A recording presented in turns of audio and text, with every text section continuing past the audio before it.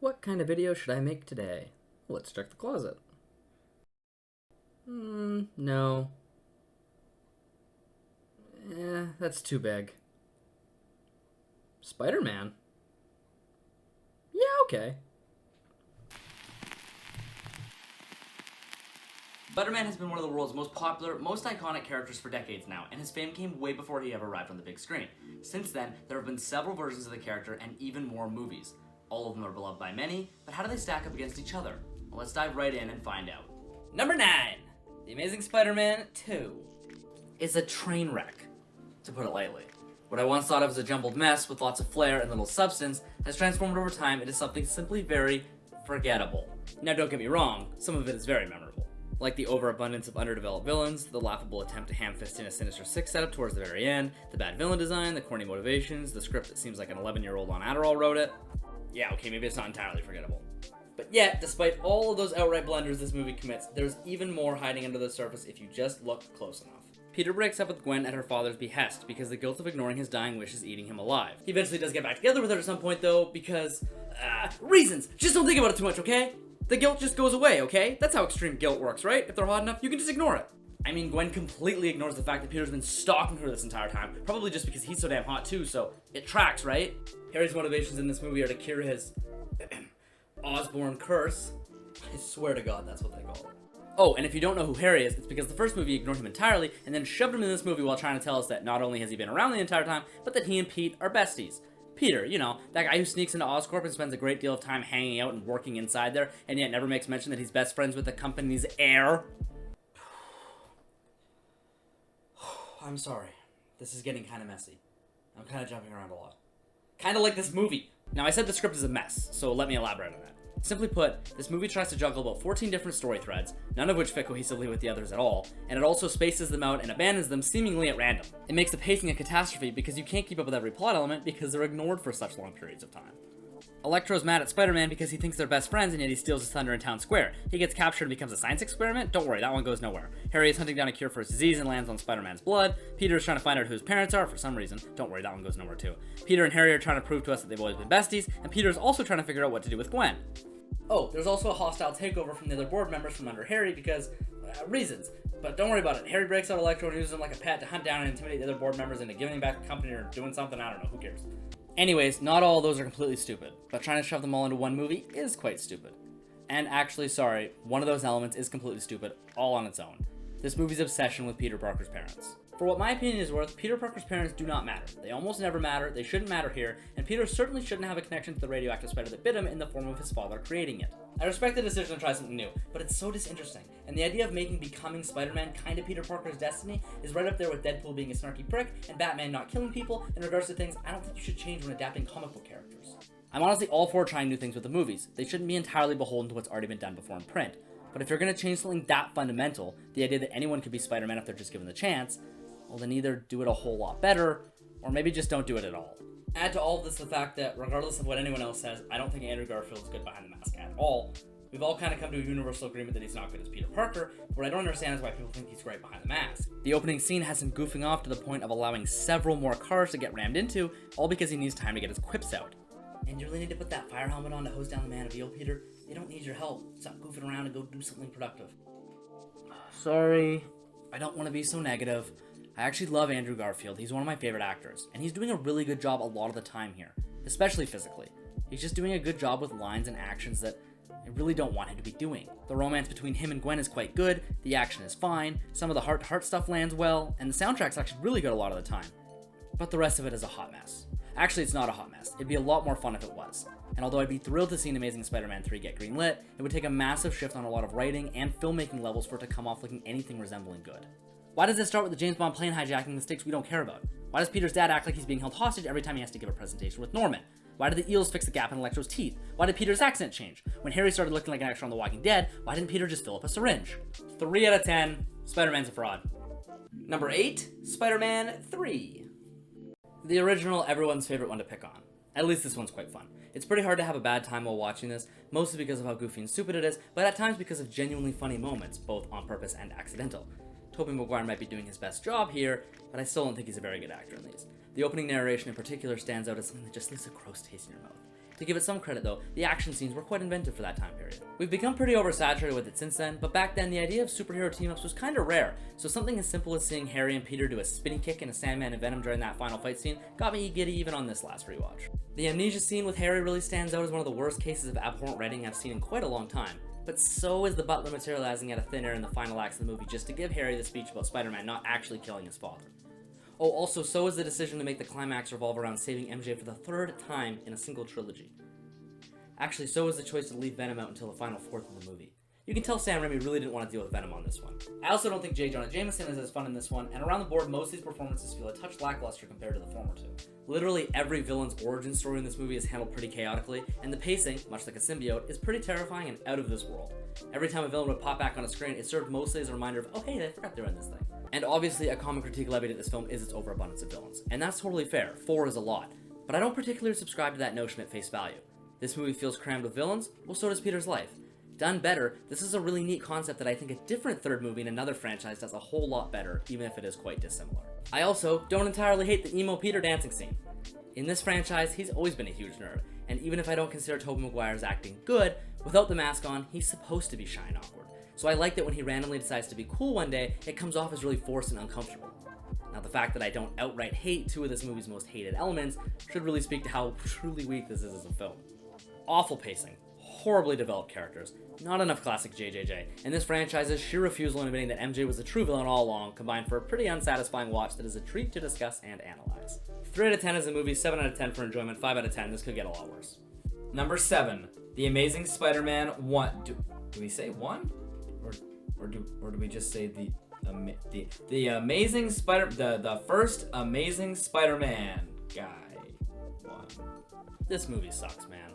But for some reason, I kind of have a soft spot for it. I'm not really sure why, but back in the days before I really got into the MCU, superhero movies, or even films in general, I used to consider The Amazing Spider-Man 1 one of my absolute favorite movies. Please don't ask why. If I had to guess though, I'd say it's because as a movie, this really ain't all that bad. And back then, I wasn't really familiar with Spider-Man as a character, and that is certainly this movie's biggest flaw, just how bad of a Spider-Man movie it is. For most of the reviews that I'll be doing here, how it is as a Spider-Man film and how it is as a film will be taken hand in hand. Generally, it won't differ all that much. Here, however, it does. Let's just go over a couple things I think this movie messes up when trying to make a Spider-Man movie. Starting with the most egregious example, why he puts on the mask.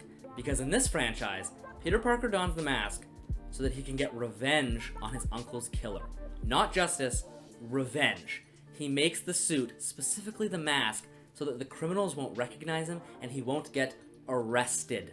Now, I'm somewhat okay with that being his motivation at first, but it goes on for a while. Like a while. He never really becomes the friendly neighborhood Spider-Man in this movie, except for during that bridge scene, which actually is a pretty good scene.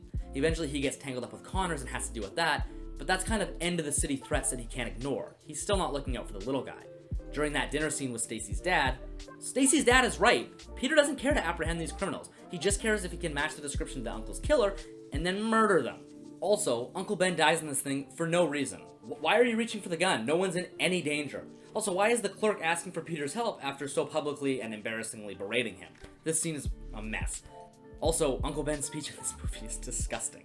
I guess with great power comes great responsibility. Just isn't as catchy as... But your father lived by a philosophy, a principle, really.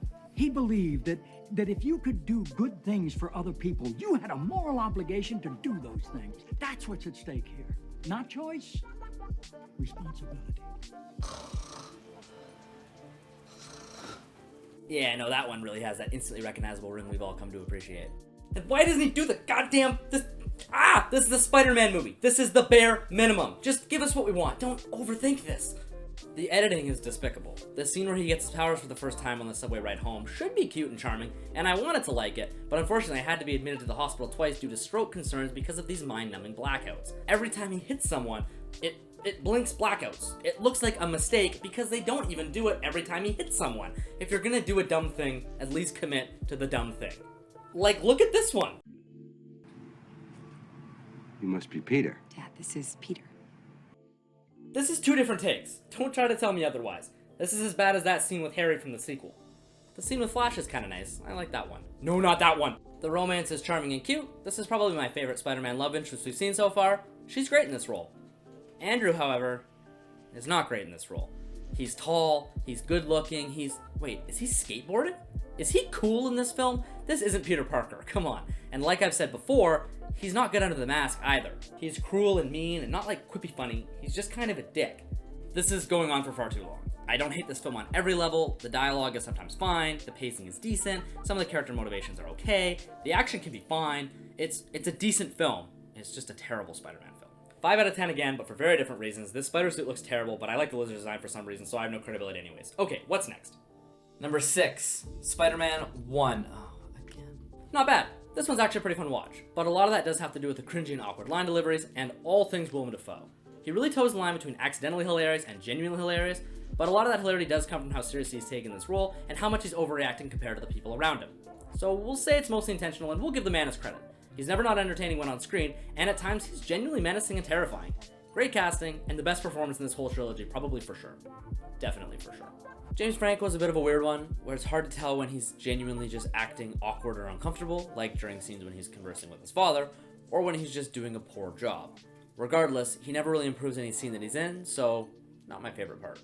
MJ is at her least dislikable here, and I like a lot of her scenes with Toby. Sometimes they're weird, sometimes she's super snappy, but she does seem to care for Peter right from the start, and she doesn't turn away from him or ignore him even though he's super unpopular. Good girl. Regardless of how things proceed going forward, this is a pretty good starting off point for their romance. Now for Toby himself, and he's not very good in these. He's somewhere between not bad and okay without the mask on. A lot of his awkward lines come across as genuine Peter Parker shyness and discomfort, so that's fine. Sometimes they go a little too far, but whatever. With the mask on, however, I'm gonna say about 85% of his lines are terrible. It's you who's out, Gobby. Out of your mind. They're fun as hell, don't get me wrong. They're just delivered like shit. Maybe I don't give Raimi enough credit for his comedy. I don't know. While watching these, you can definitely tell that some of this is on purpose, but it's really hard to tell what is and what isn't. Well, beats taking the subway. Don't mind us, she just needs to use the elevator. Yeah, I surrender. Oh boy. The CGI and editing are both pretty universally made fun of, and definitely for good reason, and it doesn't just have to do with when this movie came out. When he's swinging, he's pretty lifeless and choppy, and in the action scenes, some of the editing looks like it was designed to disorientate and distract the viewer. But hey, that adds to the comedy, so is it really a con?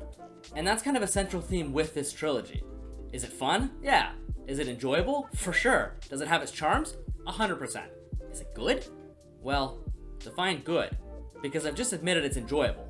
But should that be all that matters? Well, for my money, no. The best movie in this trilogy is my least favorite. Best and favorite don't mean the same thing.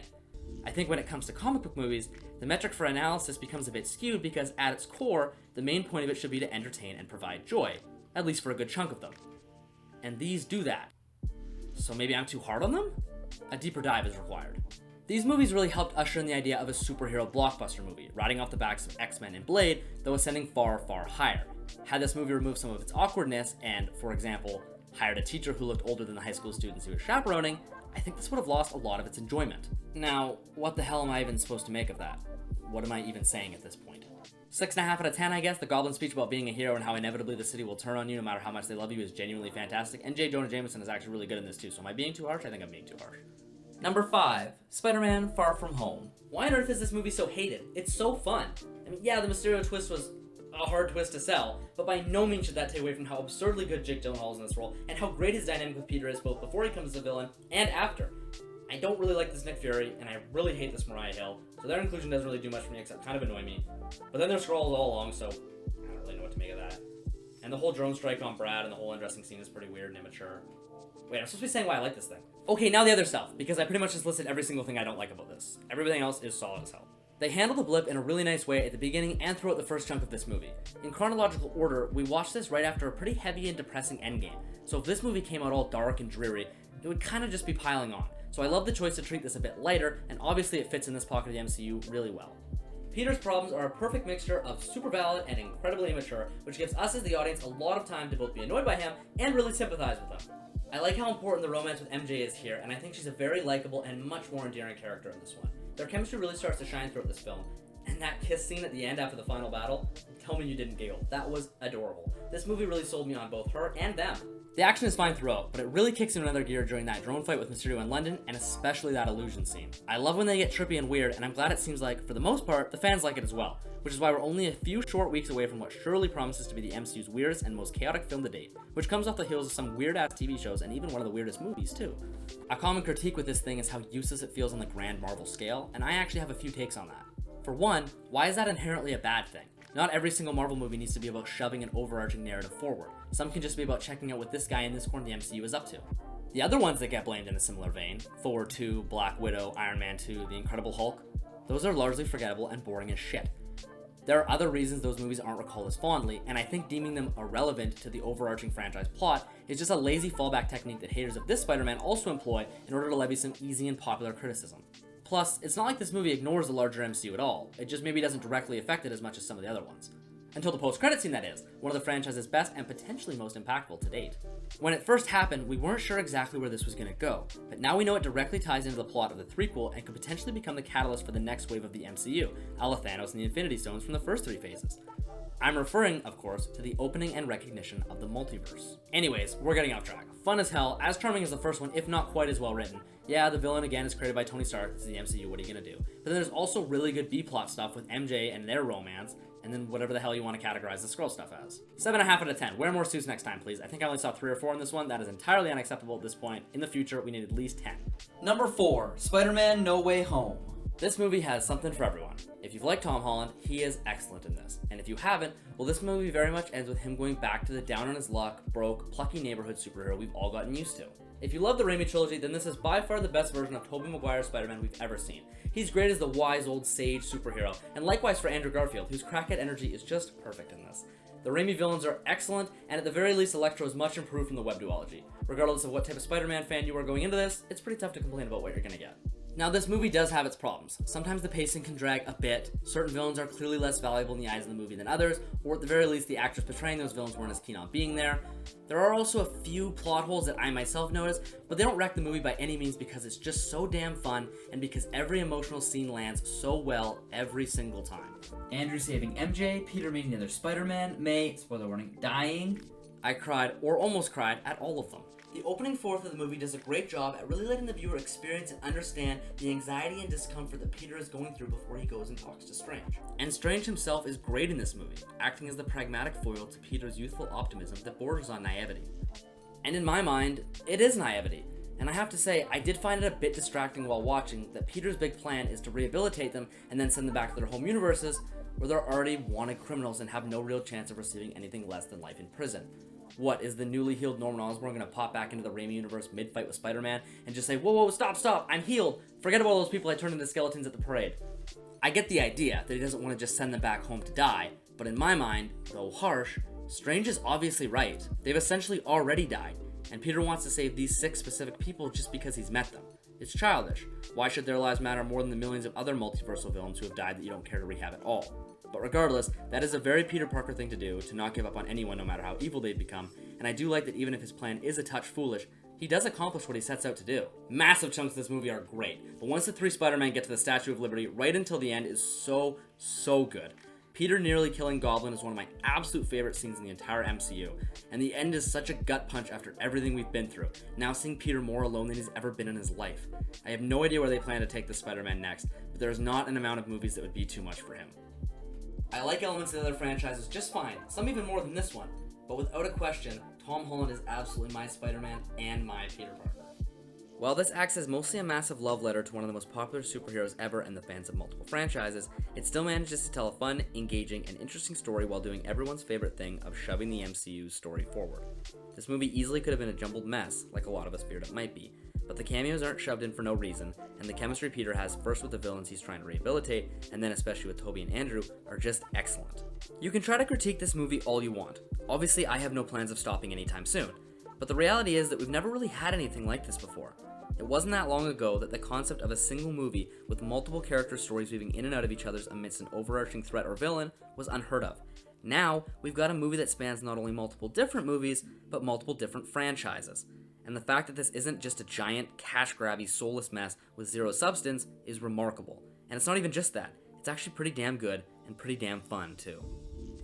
8.5 out of 10. Why was Electro brought there? He never knew Peter's true identity. This movie even admits that. Number 3, Spider-Man 2. Spider-Man 2 is pretty darn good. This movie really excels at and really hammers away at its main theme, which is the cost of being a superhero. From the very beginning of this movie, we see every single aspect of Peter's life suffering tremendously due to the strain that Spider-Man has put on him. Suffering so much, in fact, that he even briefly retires amidst a pretty solid mental breakdown. Nice. The action, I think, is a good deal better than the first one, though a lot of that has to do with Doc Ock's powers and design. It's just pretty cool to watch Peter fight a guy with 4 metal robot arms. 4 metal robot arms, which feature in one of my favorite scenes from the movie. Though notice how I said one of my favorite scenes. Now, it would easily be my hands-down favorite scene, if not for a Sam Raimi staple that I think saying this movie overindulges in would be a bit of an understatement. Screaming women. Honestly, it's a bit distracting when every time any amount of chaos or destruction begins, you know your ears are about to start vibrating.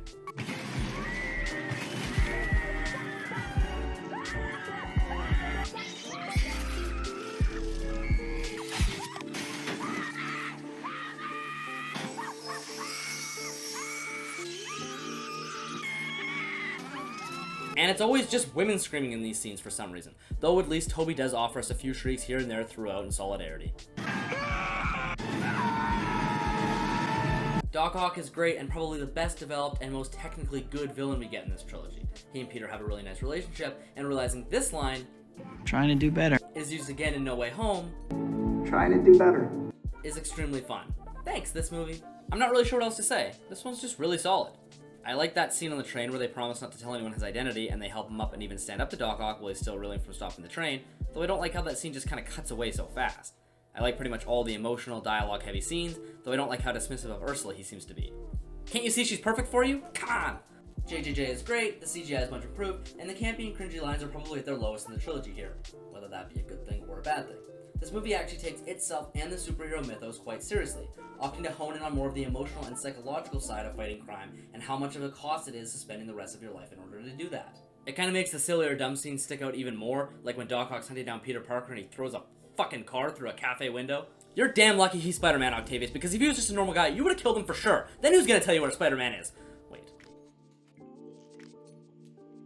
Don't throw cars at people you're trying to get information out of when you think they're just regular civilians. That's interrogating 101. Alright, anyways, we're getting off track yet again. This one's a pretty good watch, like I've said. I can totally see why it'd be some people's favorite Spider-Man film, especially if you grew up on these and were introduced to comic book movies and superheroes through this franchise. Unfortunately for them, should they be watching, I think there are 2 movies that pull things off just a little bit better. Another 8.5 out of 10, but again, for very different reasons. Why didn't Spider-Man come out of retirement with a different suit on, Raimi? Why aren't you thinking about the merchandising opportunities? Number 2, Spider-Man Homecoming. Homecoming is probably my vote for the most charming movie in the MCU. I'm not even sure what else would really be in contention. This movie's great. I felt the anger and anguish when the Vulture got his job stolen from him, and while dramatic, his motivation and reasoning for becoming the Vulture do make sense. Tom Holland is of course wonderful, super charming, and Peter Parker finally has that wallflower quality that makes him so endearing. Inspiring the Batman to do the same thing several years later, this movie skips out on the origin story entirely, and it is much better off because of it. We all already know Spider-Man's powers and how he got them. We don't need to see it on screen for the 13th time. Here, we get to see a very young, very inexperienced, overly enthusiastic web-slinger as he tries to navigate through a very dismissive Happy, and, for my money, a sometimes unduly rude Tony Stark. The reasons Tony acts the way he does is fine. It's actually good writing and a strength in understanding Tony's character that he acts so much like his father when conversing with Peter, but I found him difficult to stomach at times regardless. Peter refusing the Avengers offer at the end is a nice touch of character development, if a bit of a frustrating one, and I love that the suit is waiting for him when he gets back home. I also love how May comes in and finds out that he's Spider-Man at the end of that scene for some reason. I've always been a big fan of scenes where friends and family finally learn the truth about superheroes' true identities. To rehash the same sentiment from the movie prior, another thing this movie does really well is really get across to the audience how thankless and tiring a job as being Spider-Man can really be, and how much of a strain that puts on every single aspect of Peter's personal life. The voice he employs while interrogating Childish Gambino, as well as while saving his classmates at the Washington Monument, is adorable. You can tell he's never really had to think about changing the pitch of his voice as Spider-Man for any reason, and it's adorable as shit because of it. The twist at the end that the Vulture is Liz's dad is done excellently. It comes out of nowhere and it's incredibly unexpected because at that point in the MCU, they were becoming pretty formulaic and predictable, so a genuine twist like that actually had a massive impact. I love how he kind of deduces that Peter is Spider-Man through their conversations and putting pieces of the puzzle together that do completely make sense, such as the fact that he fought Spider-Man while Peter fled from his daughter's party. It makes sense that he'd actually connect those dots. I also like how this movie kind of hints at MJ figuring out that Peter Parker is Spider-Man, because although he's doing his best to be cautious, he's not really clever or sneaky about much of anything. Thankfully for him, most of his classmates are similarly dumb, distracted teenagers, so they don't really notice. But I like that MJ just kind of chills and vibes and watches, and therefore picks up on some of the clues. 9 out of 10. I can't wait to see Peter and Tony's relationship really grow after this movie. They've got so much left to teach and learn from each other. Number 1, Spider-Man Into the Spider-Verse. Was there ever really any doubt? Sorry to be so boring, but oftentimes the most obvious answer is the correct one, and I knew about 30 minutes into this walk through of Spider-Verse that, yeah, nothing else was taking this thing down. I even kind of went into that walkthrough hoping to find some new flaws, or maybe even just be a little less interested in it so I could justify entertaining something else at number 1, but nah, this thing slaps. From the characters, to the performances, to the emotion, to the animation, it's near perfect on every single level. A couple things that really stood out this time around were how perfectly they managed to integrate other Spider people with distinctly different animation styles without making it look absolutely horrific like that idea kind of should have turned out, as well as Peter B. Parker's character arc throughout the film. There was tons of other stuff too, but I think those two things in particular are handled extremely well. The attention to detail in this movie is extremely good, which makes every single rewatch super enjoyable. You pick up on tons of tiny little stuff like this that actually leaves a nice taste in your mouth this time. There are a few little flaws. Why Gwen is the only one who jumps dimensions yet arrives at a significantly different time than the others is never explained. It doesn't make too much sense. And I guess you could nitpick the villain for being a touch underdeveloped, especially when you had Fisk, who has such a nice foundation to work off of. But like, does it really matter? With such excellent design, phenomenal themes, and cool Easter eggy foreshadowing and slight twists, there's still a super important and pleasant aspect of this film. Plus, the villains never really matter all that much. Overcoming any of them is never really the point of Miles' journey. It's overcoming himself. The same can be said for Peter B. Parker, and the others just want to go home. The villains are in their way, but that's about it. They could have been a bit better, yeah, but I'm not going to sit here and say that I'm mad they aren't. And typically I consider well-developed villains to be one of the most important aspects of a superhero film to get right. All of the Spider people were wholly unique and interesting, my personal favorite being Spider-Ham, though that's probably due to John Mulaney. It's genuinely funny, genuinely interesting, genuinely emotional. It might not be my raw favorite or the one I end up rewatching the most, although I think I have seen it like 5 times, but I do think it's undeniably the best. And it also might be my raw favorite. The creativity and its visuals alone are enough to please nearly any type of fan who goes into this, and the rest of the movie keeps up just fine. 9.5 out of 10. Why can't Sony figure the hell out with the rest of their Spider properties? And there you have it, my ranking of every single Spider-Man movie. Remember to leave a like if you enjoyed watching my slow descent into madness, followed by a gradual ascent into sanity once the plot inconsistencies and bad writing stop frying my brain, and subscribe for more in the future. Since this character is destined to be locked in a never-ending battle with Harry Potter, for which character has good enough brand recognition to carry a franchise they don't appear in, I'm sure there'll be many more to rank and review in the near future. Until then, bye everyone, see you next time.